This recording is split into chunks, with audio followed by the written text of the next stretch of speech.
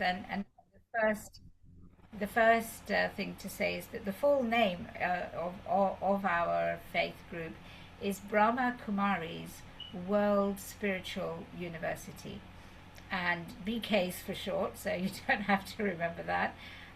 But the reason really is literally because this is a spiritual place of study for everyone, and it's a world spiritual university. So we are a faith which is inclusive for everyone, whether you are of faith or whether you are of no particular faith.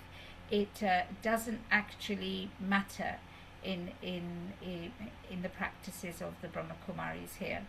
And that was something actually that really attracted me to this, because I was born into the Muslim faith, and that's how I've been brought up.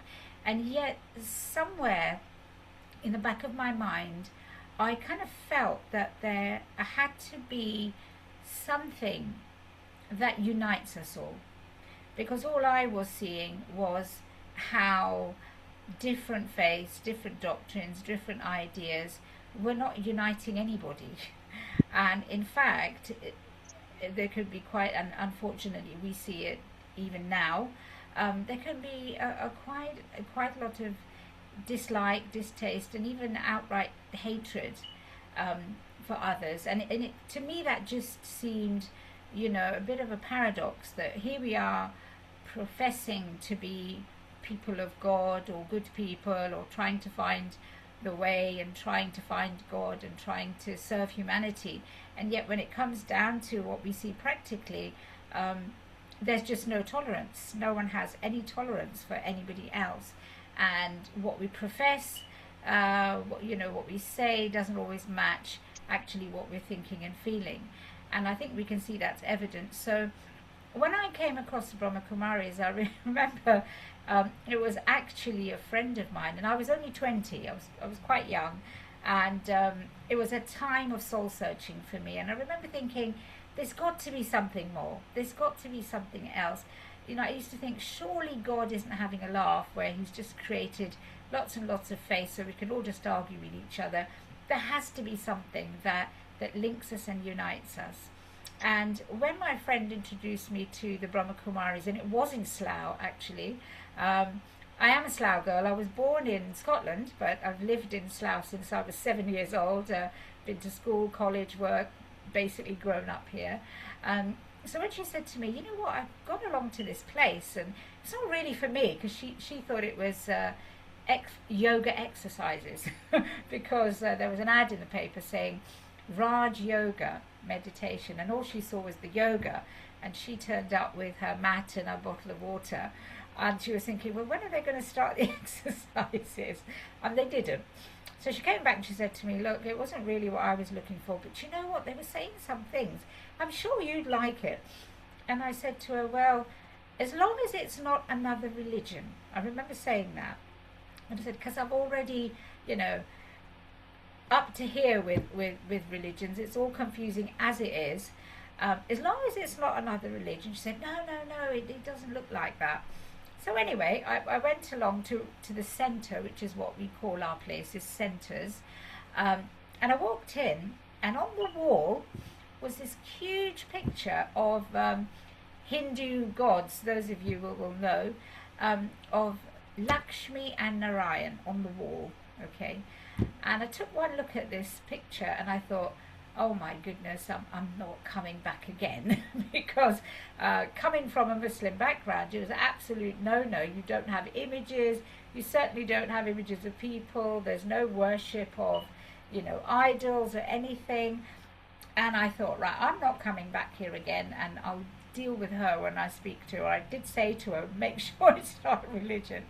But anyway, I politely stayed, and that my teacher at the time, who went on to be a very, very dear friend and teacher for me, I don't know what she said, but at the end of the session, she said, okay, so now let's have some meditation. And of course, I had no idea what meditation was, didn't know what to do. We just sat on the carpet, legs crossed as we did. And I just closed my eyes, just waited, and this was going to be the end of this particular meeting there. But the moment I closed my eyes, I can't remember anything, whether any music was playing or whether the sister was speaking a commentary, doing any meditation. I can't remember any of that. But what I can remember is that I felt this loving, warm light shining down on me like a warm glow, like a sun shining. And it was so full of love that after that, when I opened my eyes, I was completely changed. Just in that one moment, from having gone in and decided I'm never coming back, to having this deep, deep experience. And I recognized it. I recognized that experience straight away. And I thought to myself, oh my goodness, I've just experienced God. He's just come and showered me with his love. And it completely changed me. And when I opened my eyes, I could see that the sister could tell that something had happened. She obviously could just tell. And I couldn't put my finger on what it was, but I knew that I had experienced God. And of course, for me, the name for God is Allah, was Allah. That's what I called God, and that's who I prayed to. And I remember thinking, after that first experience, I know it's you, but what are you doing here in this place? I was very confused. I was thinking, why are you here in this, what's looking to me like a Hindu place, which is obviously nothing wrong with Hinduism at all, because like I said, the practice I'm in now is actually looking at the origins of Hinduism, and it's absolutely fascinating. And actually explains a lot, because this knowledge of the Brahma Kumaris is a universal knowledge. It's for everybody. So that was the beginning of how I came into this, and I was absolutely, hooked. And then I went on and I took some of the teachings. Some of it went over the top of my head, that was fine. But what I did keep doing was I kept meditating. And meditation is absolutely key at the Brahma Kumaris, because the type of practice that we practice, it's called Raja Yoga meditation. Now, Raja meaning sovereign or kingly, and the word yoga means to unite or to link. So it's really about the yoga, the link that I have with the divine source that makes me, that turns me into a self-sovereign. Not a ruler of other people, not a master of others, but a master of my own self. Now, when we're talking about self, what am I talking about? So this is one of the basic things that we need to understand is, who am I? This is absolutely the key here. And when I heard at the Brahma Kumaris, well, actually, you know what? You're not just a female or male or black or white or rich or poor. And in fact, you're not even your faith. You're not even just a Muslim or a Christian or a Hindu. We're something more than that. And that really resonated with me. That made sense. That, yeah, there must be something that transcends these limited titles that we have. Because when we're born, we're not born with anything. We're born, and it's other people who then give us our labels, basically. I don't bring them. Yes, I'm born where I'm born, and then as soon as I'm born, well, the first label I get is, oh, it's a boy, it's a girl. Then according to your culture, your religion, your customs and systems, your name is given, and then you begin to gradually learn everything. And this is how we're brought up, learning different ways to pray. Maybe I'm born in China or Japan, maybe where I don't have any faith. So I learn these things. Now, at the Brahma Kumaris, I learned about having the courage to strip away these labels. Not to have fear about stripping away these labels. Just removing them and getting to the core and the heart of who I truly am. And of course, who are we? We all say things like, oh, I just want to be myself, I want to be left alone, I want to find myself. Well, what am I talking about when I'm talking about self? Is it in terms of how I see myself in connection with my family, my job, my status? That is not me. And when I heard, and of course this was something deep in Islam anyway, that God is light, and I always knew that. There was no way I was moving away from that. God is light, God is bodiless, and there's only one God. So when I saw Lakshmi Narayan up there, I thought, no, I can't. This isn't for me. Of course, I've later gone on to understand absolutely who Lakshmi Narayan were, what they represent, the symbolism. I've learned all that, and that's great. It doesn't have any contradiction with God, with who God is. So I carried on. I learned about who I am, and who am I? So I'm going to invite us actually, and this is actually something that we do at the Brahma Kumaris whenever we have a talk or a discussion or a group. We always like to start with a moment's silence, and I know I just didn't do that right now, but generally this is our way. We always start with a moment's reflection, and then we actually close a situation or a talk or anything with a moment's reflection. So I'm just going to ask us together to just have a moment's reflection and just go within. So right now, just as we are sitting comfortably, maybe just take a deep breath in and gently breathe through your mouth, releasing all the air. You should feel your body relaxing now in the chair, wherever you're sitting. One more time, taking a deep, slow breath in and gently breathing out through your mouth. And as I control my breathing, I'm really taking control. I'm aware, I'm slowing down that process.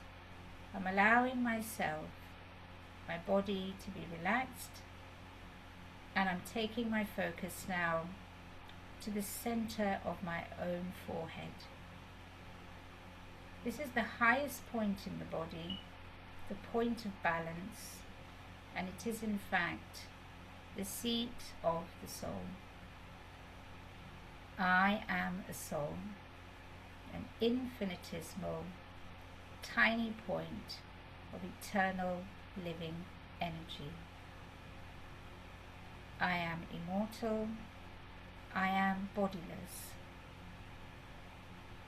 I adopt this body, this costume, to play a part, but I am not the part. So let me now step back from my limited identity and just visualize with my mind's eye the beauty of who I truly am.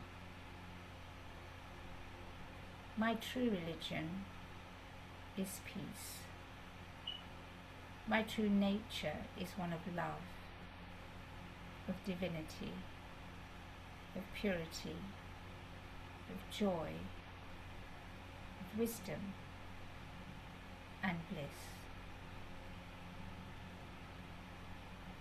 This is who I am.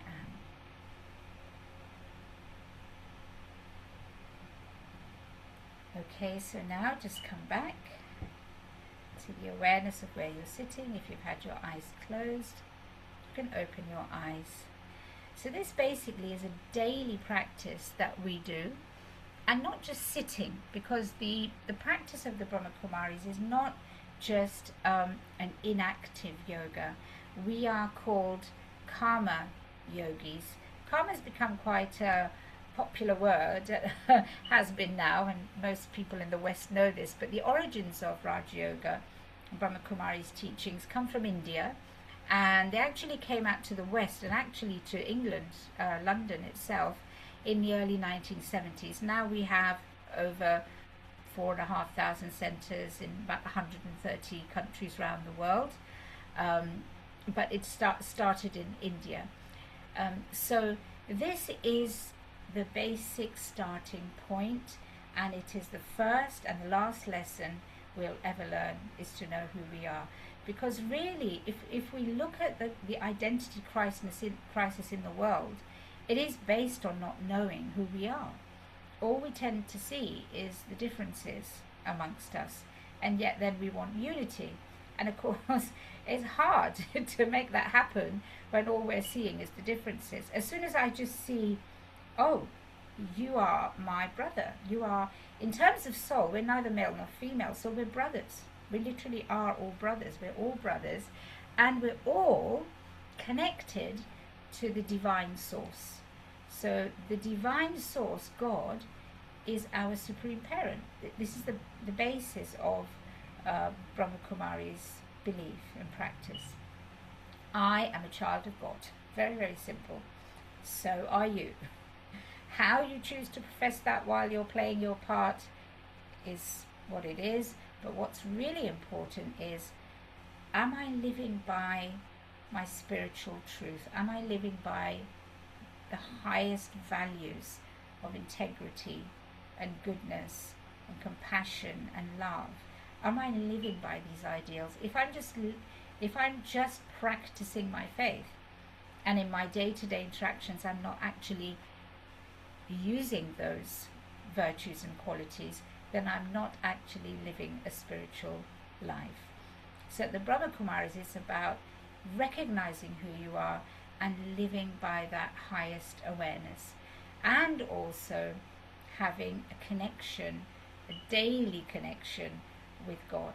And meditation, actually, I'll just explain, meditation actually is a Latin word. It has its derivatives from Latin, and it means to heal. It comes from the Latin word medere, which means to heal. So meditation basically is positive self-talk so that I can heal. So when we say we're meditating, it's actually indicating that there's something I need to heal, and we do.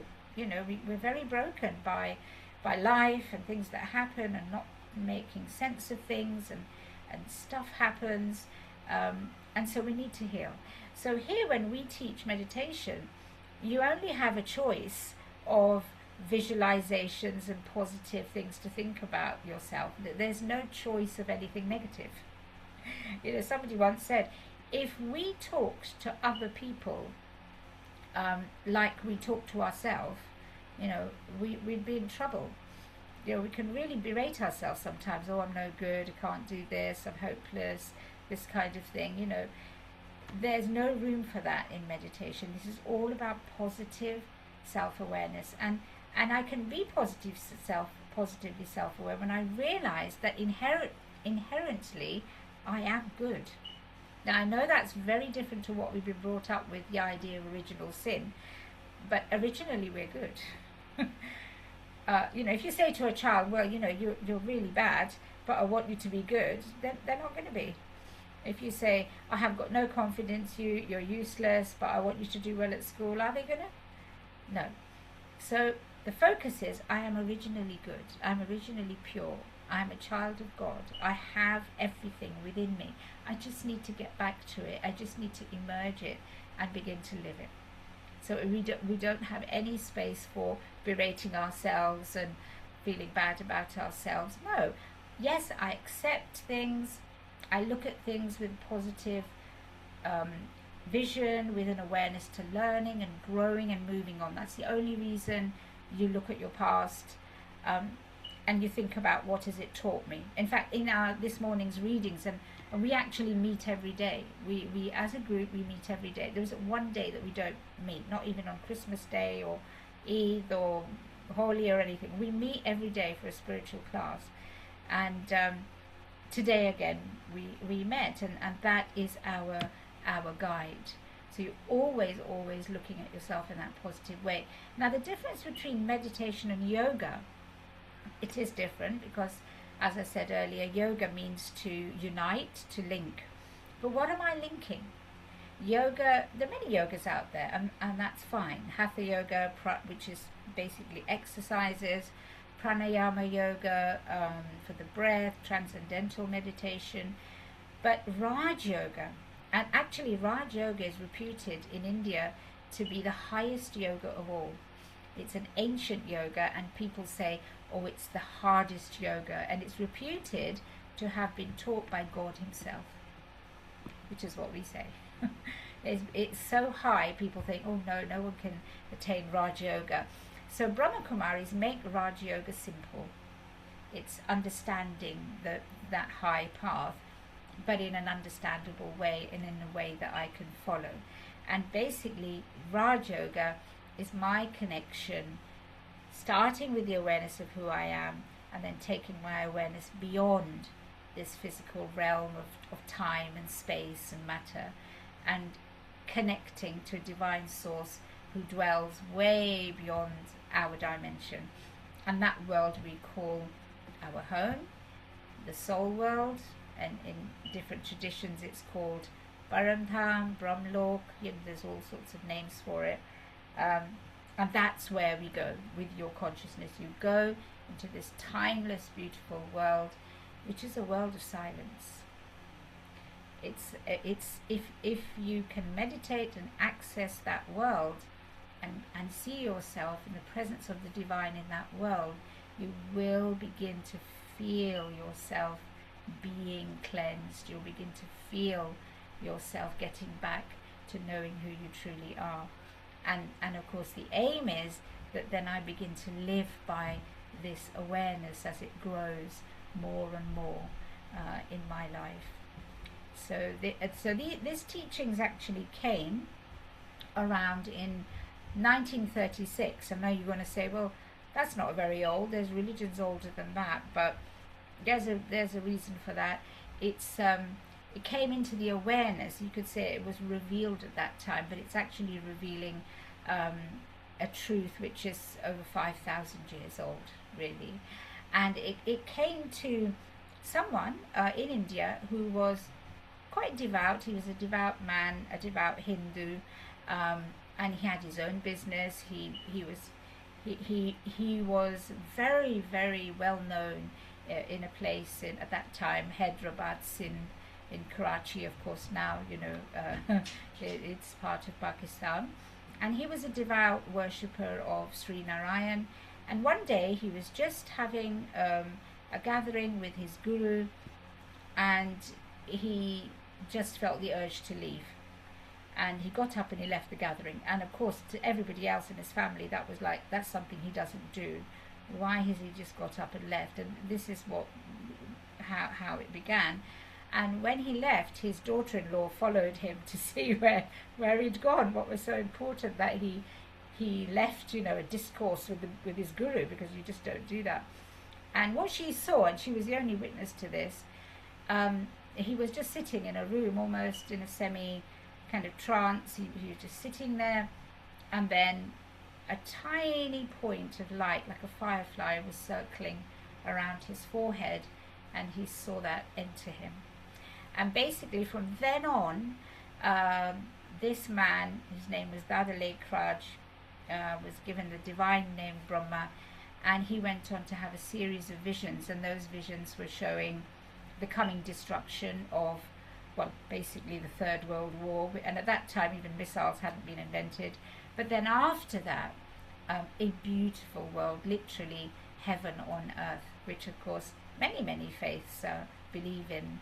And the good news, it will come, and it is coming. So he became instrumental for making this happen, and that's how it started. So for us here, we believe that the teachings of the Brahma Kumaris are directly from the Supreme Soul, directly from God. Who am I? Who is God? Where do I come from? Why am I here? We also believe in rebirth, or reincarnation as it's called. It's technically rebirth. Now, as a Muslim, that was a definite no. I'd never even considered it. I'd never even thought about it. So you see, there are many things for me that I heard that I thought, well, I don't know. And just put things on the back burner, and I'd keep remembering him. And then it all began to make sense, because I realized I had to put my own prejudices aside, the things that I thought I knew. I was just honest with myself, and I thought, yeah, the philosophy of rebirth makes sense. It makes sense. And I was looking for something that made sense. Because I used to ask these questions, and I asked a lot of questions as a young person. And I used to ask my family and people, well, in the Quran it says God is his love is greater than 70 times greater than the love of a mother. And I remember thinking, if God's love is 70 times greater than the love of a mother, then why are there children, suffering? Why are people suffering? Where's all this suffering coming from? And I just get told, well, God's testing us and they'll get their, reward in heaven. And I remember thinking, I don't know, I wouldn't test my child like that just to see how much they loved me. It was something that didn't sit right with me. And then when I got this beautiful introduction of God, that he is, an ocean of love, an ocean of peace, an ocean of compassion, an ocean of bliss. He's my supreme guide, my mother, my father, my friend, my beloved, my everything. That made sense to me. That was a God that I inside knew, but I was, always sort of in awe. He's too high to be known, and and then I realized, no, he's all loving. He can't give us any sorrow. He doesn't give us sorrow, even though we say that, that he gives and takes away, but he doesn't give us any sorrow. So the philosophy of karma made a lot of sense to me here, that it literally is the law of action. It's Newton's third law of action. For every action there's an equal and opposite reaction, and whatever comes to me comes to me. I've earned it, whether I like it or not, good, bad, or whatever. And I kind of like that. I'd like to at least be, I'd like to acknowledge that I've made my mess, not that some God has suddenly had an off day and decided to just strike me down or, give me a hard time. No, it's me. I've done it, and that makes sense. And I can take ownership of that and put it right. You can put it right. You can change your karma. If you can change that. So that really did make sense to me. I have to put right the things I've done. God can't just come and wave a magic wand and do it, although we say it. Oh, if you really exist, why don't you just put all this right? I don't know about you, but the amount of times I used to put my kids' bedrooms right, because I got fed up, it was a mess again because they didn't do it, did they? I did it. And so they had no value of it being tidy. You have to do it yourself. If you've created that mess, you have to realize it's you who's got to sort it out. And so if God just came and did, even if he did put it all right for us now, we just mess it up again because I haven't used my own consciousness. I haven't used my own sense of what's right and wrong. But what God can do is he can show us how to do it. He can show us how to put this world right. And it starts with myself. It starts with myself.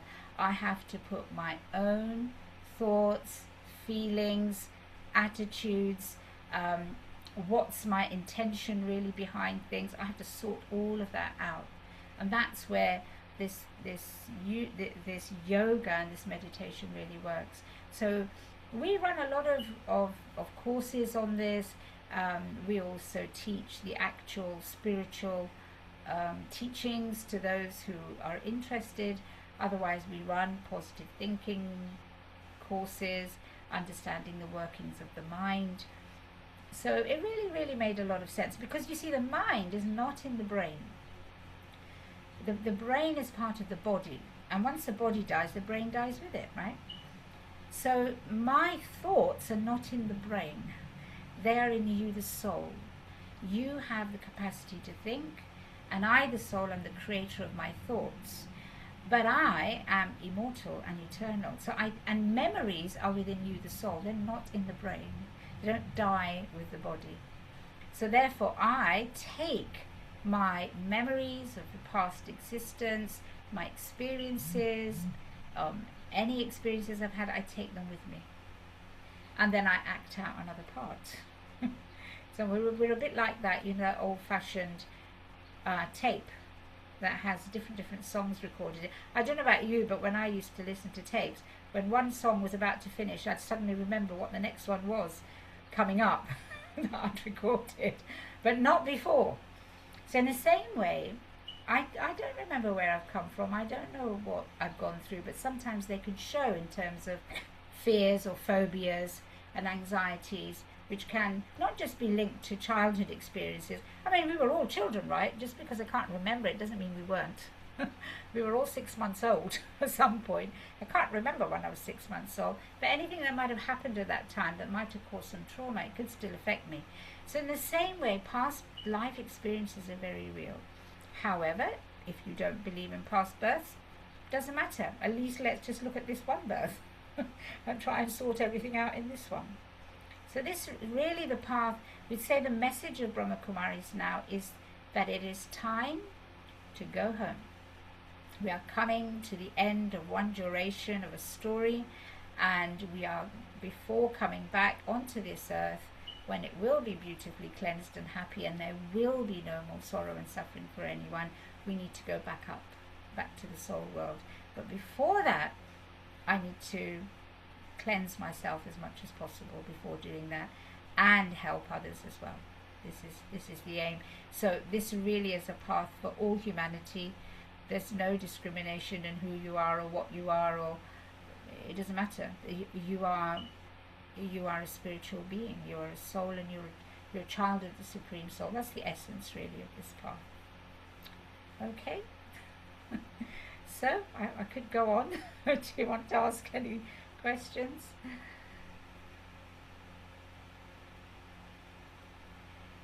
Okay, thank you very much indeed, Meera. Anyone who would like to ask a question, please you can either raise a normal hand, or you can raise an electronic hand, which you find on the React Hot at the bottom of your screen. You will see a raised hand, but there's so few of us that just raising a normal hand would do fine. I'll kick off if I may, Meera. No, I won't. I will defer to the chair of the Wilbur of Windsor and Maidenhead, Sakurai, Karen. Sorry about that. Can you hear me okay? Yes, I can, Karen. Sorry about my title. I don't know how to get rid of it. It's just there. I'm really struck by what you said, Meera, this evening, because last night I was in Slough at the Gurdwara for a massive exhibition which had the title of Unstruck Melody, Without Shape, Without Form. And I was trying to get my head round the Sikh approach to spirituality, and helped enormously by people who explained to me how they're journeying from the things that they dislike, the things of this world that overwhelm you, the things that obsess you, towards the higher plane. And I had an opportunity to talk to several different people, and I brought some literature away, and I was reading it earlier on, and it has exactly the same distinction between the mind and the brain that you've just made. That the brain is an organ, it's matter, it's chemicals, it's hormones. The mind is universal light. And so that's one similarity.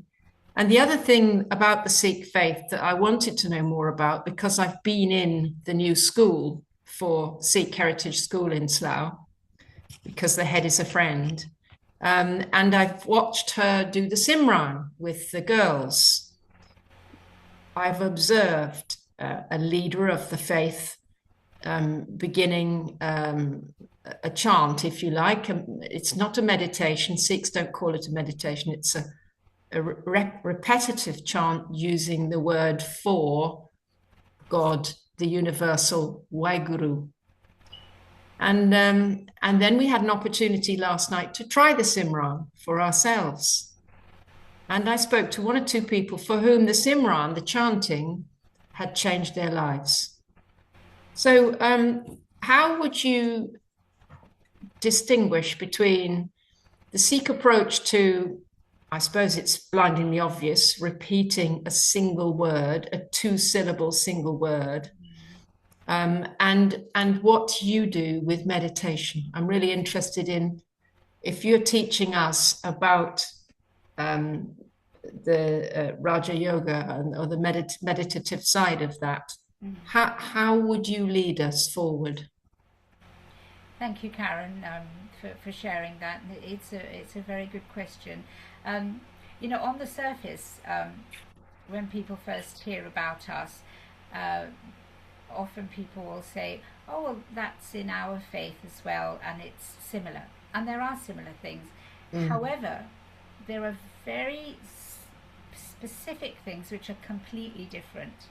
And one of them is that God is not dimensionless or formless. So he has an identity. He is an infinitesimal point of eternal light, so he exists, is a living conscious being. He has a home, the supreme abode where he lives, and he has a time when he intervenes in the activities of the human soul, which is what we are. Animal souls are different, and that's another big difference. We don't believe that you become animals or insects, that there are different species. Human souls are the ones with consciousness, and therefore we are the ones who can know God, and it's our duty to know ourselves and to know God. So he would be speaking directly to the human soul. So the other big difference is God is not omnipresent. He is not everywhere. And I remember my father was horrified when he heard I was on this path, because from a Muslim faith, and he thought he would he brought a young priest or Maulvi, to discuss with me. And we're talking about God being omnipresent, and he was saying, yes, he's everywhere, he's all pervading. And I was saying, no, he can't be, he isn't. And he is a being in his own right. So it's a bit like me saying, well, somebody said, oh, I want to get to know Karen. Where does Karen live? Who is she? And I said, well, Karen's everywhere. Wherever you look, Karen is. She's in you, she's in me. But you are an existing being. So so we don't do any chanting, any singing, but it is a silent inner Simran. Simran, I love that word. It's a beautiful word. It's that very loving awareness that you have of somebody deep in your heart. It's a very loveful thing, and this is what we do through the yoga. So I am connecting with my thoughts. I'm reaching out, that loving connection with the divine source. And depending on how I'm feeling, I may feel like I need the love of a mother right now, So then I take the rays of that love from the divine, knowing where he is, knowing where he lives, not just anywhere, you see. And he's not inside you or me, because if that were the case, well, that means when one person is killing another person, you're saying then God cannot be anywhere where there's sin. So that's he isn't everywhere. So this is how we connect with God. But I have to know who he is, where he lives, what he does, what he thinks, his personality. It's like getting to know somebody. And so this divine, this love which begins to grow inside your heart for God comes through meditation, self-love, and then love for God, that connection, and that stays with you all the time. If you have a loved one or a child who's seriously ill in hospital, and you're a busy person and you're doing lots of things, where is your mind? It's there. You're doing everything, but in your heart you're connected there. So when I develop that love for God, my heart is always there. For us, it's this inner, and we have a lot of silence as well. We practice a lot of silence as well. Thank you. Another question, sir. Ron. I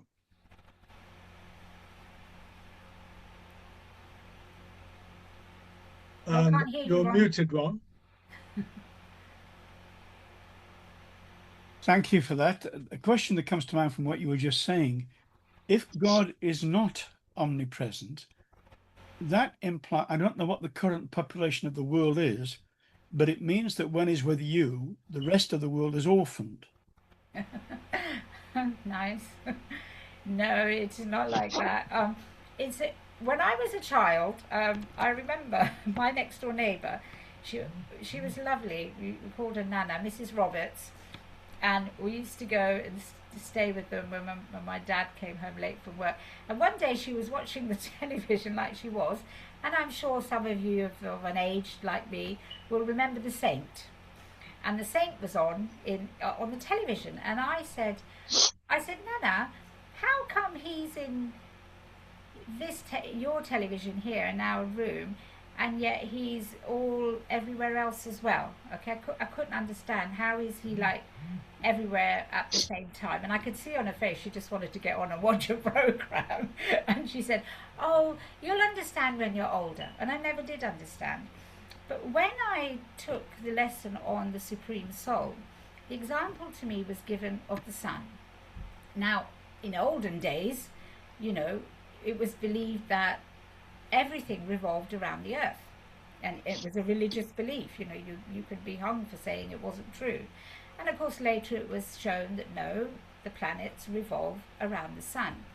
The sun is fixed, but you know, fortunately or unfortunately, as you see it, if somebody phones us up today in England and says, oh hi, how are you, how's the weather? Well, normally we wouldn't be saying it's a lovely sunny day, but we would say, yeah, it's a really nice sunny day, it's too hot. And then you ask them, how's the weather? They would say, yeah, it's really hot here as well. So you could deduce that the sun is everywhere, but the sun is fixed. So God is a being. However, a term we use for him is ocean. He's an ocean. An ocean can accommodate everything. If you had every single soul remembering the ocean of love at the same time, you will feel alone in that ocean. He's not vast in size, but vast and greatness in his ability to satisfy every child at the same time. But he's not, but the sun is fixed, right? He doesn't run around everywhere, he doesn't have to be everywhere. So the thing is, I need to know how to focus on the Supreme Soul and his greatness, which is why we say God is great and infinite, not in size, but in ability to reach out to all of us at the same time. All right. that still means to me that while God is in fellowship with you, while he's revealing things to you, the rest of the world are orphaned. He's busy with you. Unless he is multi-personality. And if he's multi-personality, he might just as well be omnipresent. Okay, as you see it. All right, thank you. Yes.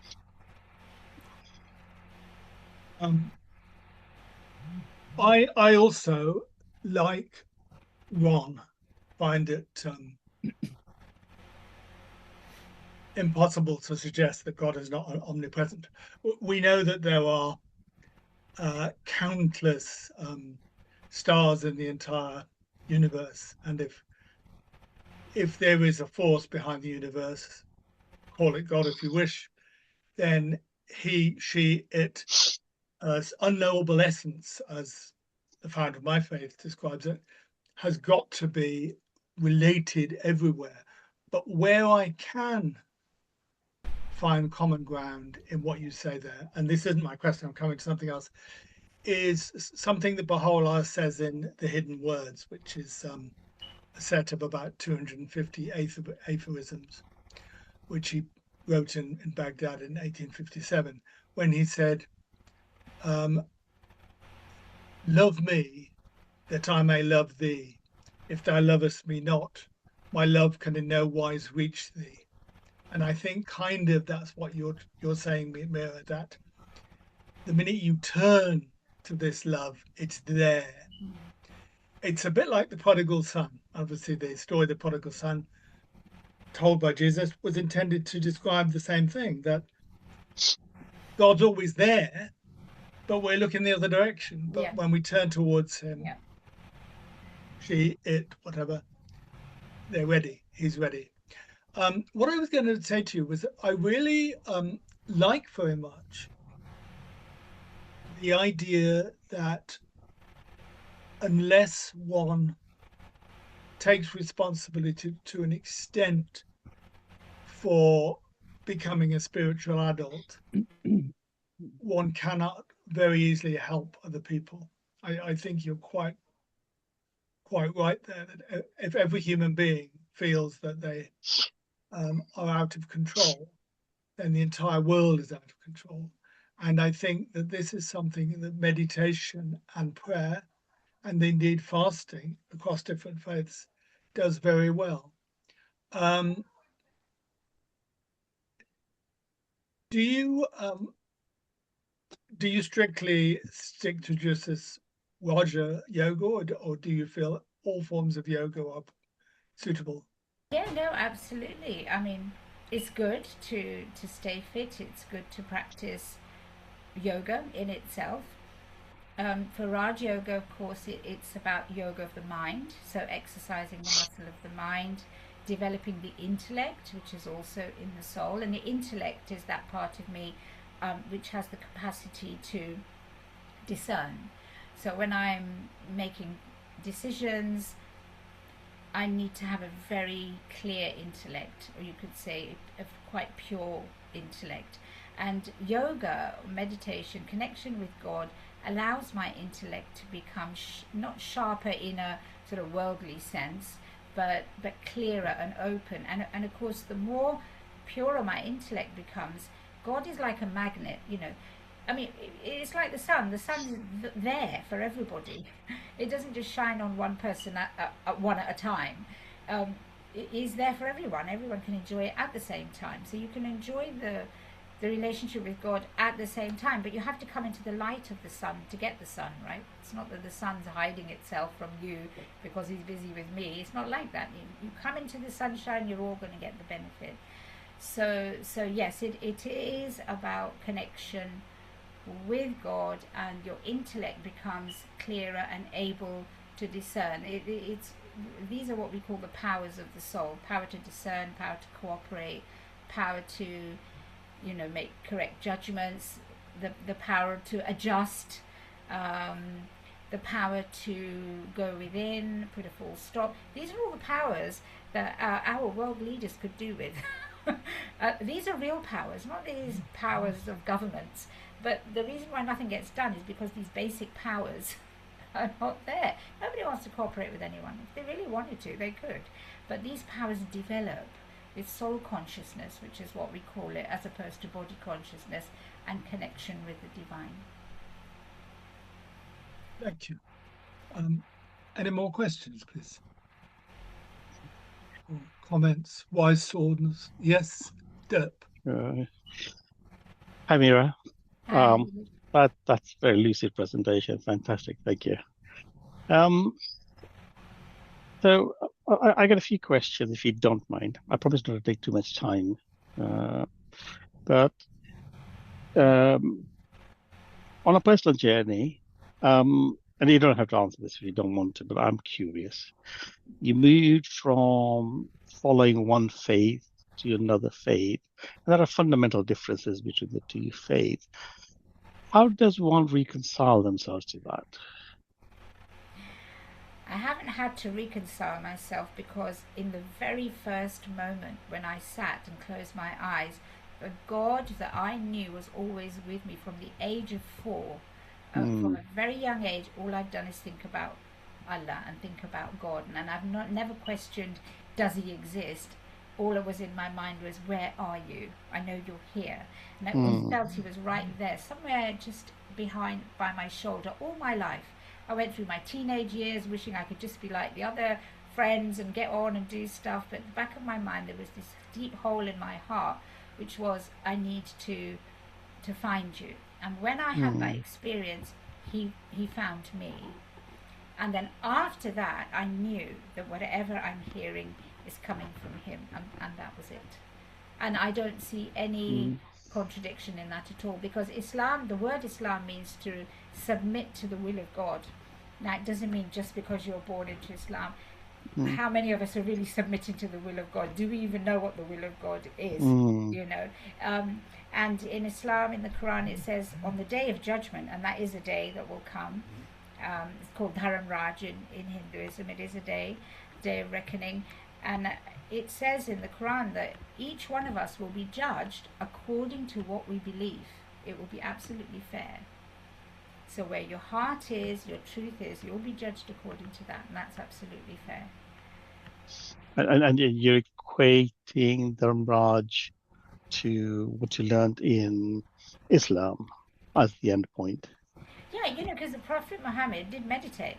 When he went up into the cave, he used to go to Cave Hira to meditate. Meditation's not a distinct. Sufis, that part of Islam, very much about the love of God. It's very spiritual. I was very attracted to that because of that. They're not afraid to call God Father, whereas traditionally you can't call him that. He's Almighty, a beloved, and this is the truth. We have a beautiful connection with him if we want to explore it. He's there for that. No, fair enough. I got lots more, but I'll let other people jump in. Can I ask another one? Yes. Ron. Okay. This has to do with sort of the origins. If this, what shall I call it, this revelation came in 1936, where do people like Muhammad and everyone before 1936 stand? Yeah. I mean, what you're asking really requires, we give something called the 7 days course, and you're asking a question which is going into the understanding of the cyclic nature of history and geography. Everything moves in a cyclic pattern, and this is, when I was a child, I used to think of time as linear, and I remember thinking, what was in the beginning, and if God was in the beginning, then who was before God, and then who created God? And you can just go mad. When I came here, I realized the cyclic nature of events, time, and everything that happens. So in a cycle, if you spin a cycle, past, present and future don't exist. It's all one and the same thing.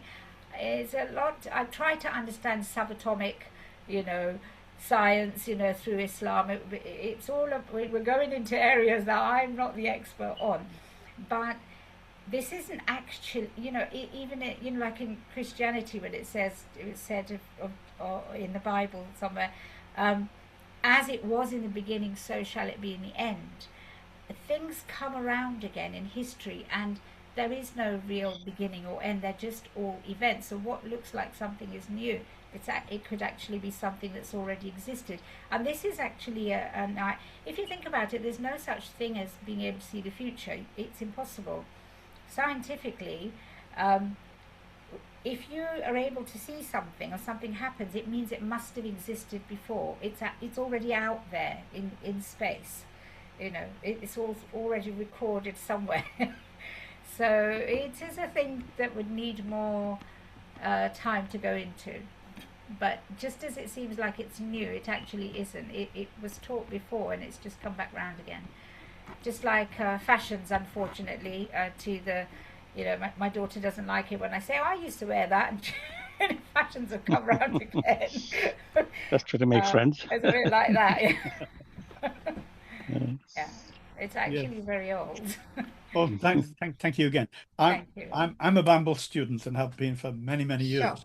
And I can assure you, it never says anywhere in the Bible your quotation. Thank you, because I would like to know where I've heard it, as it was in the beginning, so shall it be in the end. I've heard it in science fiction. I wonder where it's come from. That may be where it's come from. Yeah, good. Yes. As in was it? Yeah, possibly. Could I step in, please, Stephen? I would like to share my observation. Being a psychologist, I see lots of resemblances with positive psychology, and cognitive psychology definitely splits the physical side of the mind, brain, and the spiritual side of the mind. So brain has got synapses and neurons and nerves, whatnot, and those die, but mind stays. And the mind is how we feel, what we feel, and many people actually say what we call mind is actually heart.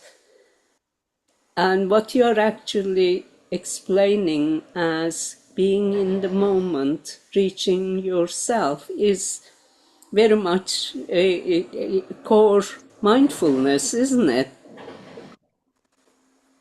There's a little bit of difference between meditation and mindfulness. Mindfulness, you're just present here and that's a good thing and you're focusing. But yoga is a conscious connection with the divine. It's something you're purposefully doing for a reason. A little bit different. Thank you for Thank you, explaining yes. the difference. Thank you. Yes. Thank you. Do you think that Westerners have taken a shortcut on yoga by trying to make it into a branch of keep fit rather than a spiritual exercise? Sure. Actually, I learned that Hatha yoga was traditionally only for the ascetics of India. It was to enhance their spiritual awareness. It wasn't meant for exercise. It was only meant for them. And then gradually it went out, to people. But actually, it is about coming back to spiritual awareness. That is actually what it's there for, really. Yeah, but there's absolutely nothing wrong in using those exercises, obviously, for keeping yourself fit and well. However, the main purpose of yoga is really to know yourself and to connect with the divine. And why is that so important? Because Brahma Kumaris, we understand that before going back home to the spiritual home, I want to settle all my karmic accounts. I don't want any debts. That's so crucial. And I get this opportunity now, once in a lifetime, we would say once in a cycle, where we are right now, to actually clear those debts. We all know what it feels like when, you've paid off your last installment or something, or, you're in credit, you don't owe this. Feels great. And that's one of the deep secrets about why humanity has become so mentally unstable and mentally ill, literally. On the one hand, we've got everything technologically, we've been to the moon and back and done all sorts of things. But in terms of the degradation of the human mind, that has really speeded up. And that's why you've got so many, Emel will know more, different psychiatrists, psychoanalysts. Things just didn't exist. And the reason is because we don't know who we are, and we don't know how to cure this illness of the mind. And it's very interesting because I'll share something personal. I'm sure she won't mind. I won't go into detail, but my younger sister, she was very, very active when she was young. She was one of these, did gymnastics. I couldn't even do a handstand, when I was at school. And she had badges, and I was the elder sister, and she used to bring them to me. I used to sew them on for her. And she loved hiking and climbing. Anyway, one time she went off to Wales, as you do, where you can climb. And she was going off with a group of friends, and she was going to do a climbing. And my mum kind of had a feeling, and she just said, "Oh, you know what, don't go, I don't want you to go." But she went, and what happened has changed her life, literally. She fell 36 feet, and she never remembered what happened, but the result was she shattered lots of bones in her ankle, and she injured her spine, and she very narrowly missed being paralyzed. You can imagine the effect it had on her. She went for lots of counseling and therapies at that time, and I remember noticing as she was recovering, whenever she came back from a counseling session, she was worse. She was feeling worse. And I used to think, it was like it was reliving it. And when I learnt about Raj Yoga and the subtle workings of the mind, it's interesting, but the brain, as big as it is a huge part of it we don't use. We don't access it. And when you go for counselling and things, and you start bringing up things and talking about them, even though we say that's good, what it does is literally allowing you to relive the thing again. And then it goes through your whole body, your body can react, it's back in the memory. Now, what meditation does, and yoga, it bypasses that subconscious part where I've put things, and you can go deep into the unconscious part of the mind. And that's where the magic of healing takes place. So you actually don't have to visit everything and regurgitate the whole thing again. You can acknowledge it, accept it, and then put it to peace and go deep, deep into this self-healing through self-acceptance and love, and accepting the unconditional love of the divine, and you can heal without having to go there again. And I do question this thing that, you know, we have in society, and this is my own personal thing. It's not a Brahma Kumaris, but from what I've learned, I do wonder, what is the value of always reliving events that have happened and things? You know, it's good to have memorials, but sometimes reliving and bringing up what so-and-so did and this happened just brings up those hatred feelings again. I think we need to move on as well and think about creating a positive, loveful, you know, future, and not always bringing up those, because people can get, you know, feel vengeful again and hateful again. Oh yes, this happened to our people and that happened. But when am I going to have that forgiveness and let go and move on? You know, it has to start somewhere. And we kind of see younger generations are a bit better at that than the older generations when it comes to these things. So yes, there is a way to heal. You don't really have to go there the whole time. And that's where God comes in. I think we are talking about different mechanics of forgiveness, and Christians would agree with me. There is something called closure. Yes. And so we all need to resolve our issues this way or that way. And the way you describe the counseling is a branch of counseling. We don't have to agree the way how they do things, but sometimes it works with people, so with some people, sometimes it doesn't work with some. And you talked about transactions and the dynamic between the two people, between the patient and the counselor, it plays a big role as well. Something that works with you and your counselor may not work with me and my counselor. So it is about the links between your divine being and myself. The way how I go there is different from the way how you go there, isn't it? Sure, sure.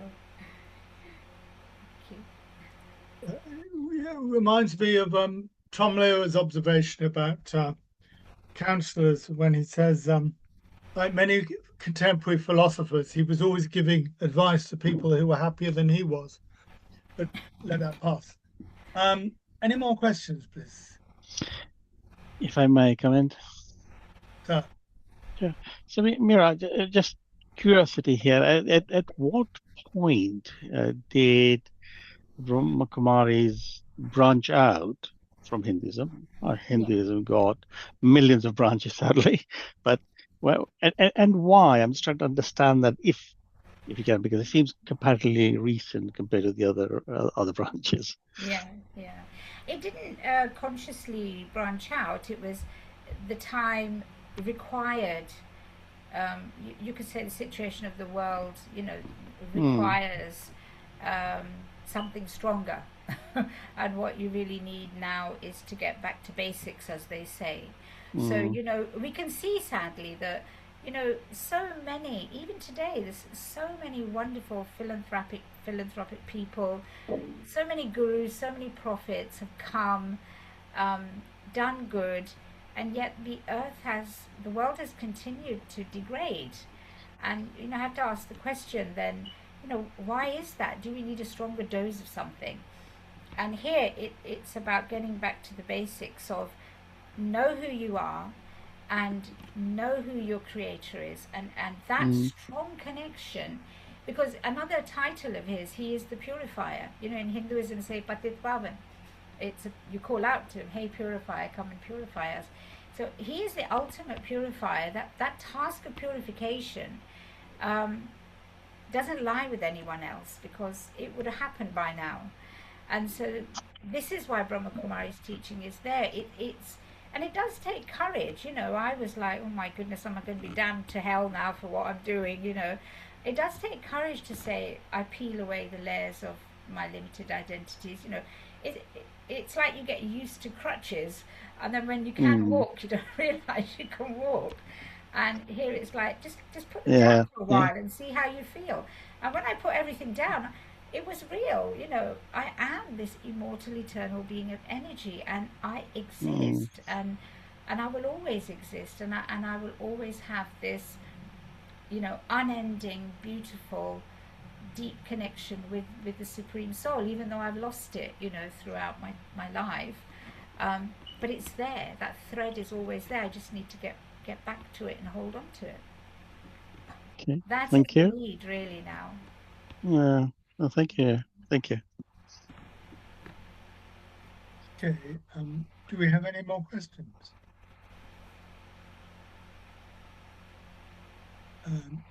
In that case, I would like to thank you all very much indeed for supporting us in this, the 9th Elizabeth Jenkinson Memorial Interfaith Lecture.